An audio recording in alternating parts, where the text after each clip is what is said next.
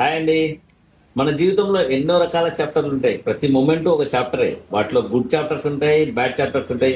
కొన్ని మనం డైజెస్ట్ చేసుకోలేనటువంటి ఉంటాయి, కొన్ని మనం తట్టుకోలేనటువంటి ఉంటాయి. చాలా ఉంటాయి అన్నమాట.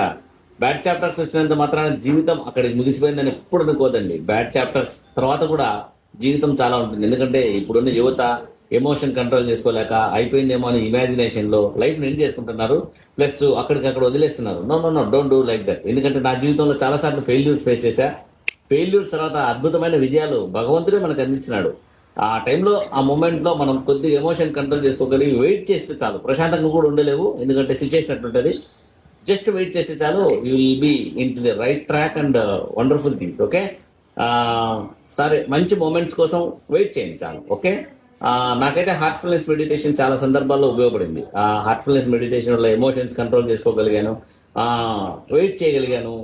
అండ్ మంచి ఆపర్చునిటీస్ భగవంతుడి గ్రేస్ తో మనకు ఓపెన్ అవుతూ ఎన్నో రకాల విజయాలు, ఎన్నో రకాల ఫెయిల్యూర్స్ తర్వాత వచ్చాయి. కాబట్టి జీవితం ఎప్పుడు ఎక్కడ అయిపోదు. జీవితం జీవితమే. జీవితం మనల్ని కంప్లీట్ గా తయారు చేసే వరకు వదలదు.